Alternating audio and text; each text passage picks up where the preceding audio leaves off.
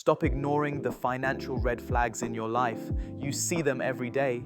The overdraft text you swipe away without opening, the credit card bill you leave sealed on the counter, the buy now, pay later email you mentally file under future me's problem.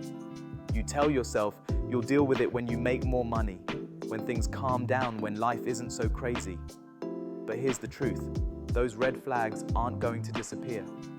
They're compounding quietly in the background, just like interest. And if you don't face them now, they're going to own you later. In this video, we're going to walk through the financial red flags you've been trained to ignore, why your brain loves to look away, and how to finally flip the switch from avoidance to control. Let's start with the first red flag. You don't actually know your numbers. Be honest, if I asked you right now, how much debt do you have total? Could you answer within $1,000?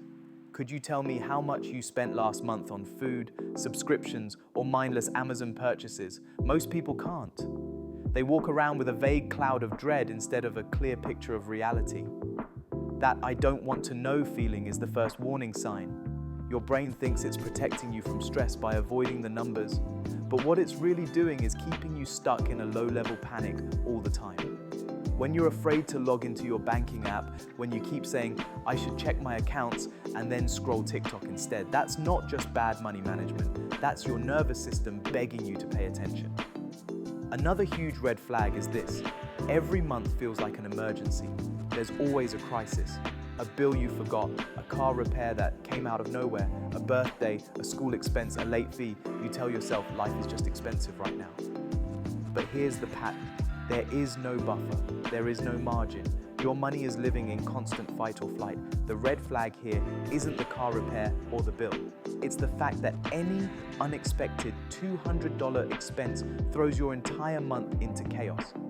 That means you're not just living paycheck to paycheck, you're living one inconvenience away from disaster. And when you live like that long enough, you start to normalize it. You stop seeing it as a problem and start seeing it as just the way life is. That's dangerous because once you normalize struggle, you stop trying to escape it.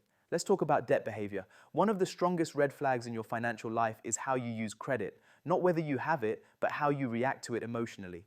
Do you treat your available credit like extra income? Do you feel relief when you get a credit limit increase because now you have more room? That's not free space, that's more rope. If your first instinct when you're stressed, bored, or sad is to spend money you don't have, that's not a shopping problem. That's an emotional regulation problem wearing a financial mask. Another red flag, you're making minimum payments not because you're following a smart strategy, but because it's the only way to survive the month. You see the interest charges, you see the total balance barely move, and you tell yourself, at least I'm paying something. You're right, but look deeper. If you're not changing the behavior that caused the balance, those minimum payments are just rent you pay to stay in the same prison.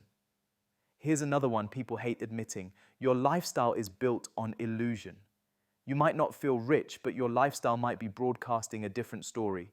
You've got the newer phone, the streaming services you barely use, the daily coffee, the dinners out, the impulse Amazon carts, the gym you don't go to, the clothes bought as little treats. None of these alone will ruin you, but together they're a constant stream of small leaks. The red flag isn't the coffee, it's the disconnect between how you present and how you're actually doing.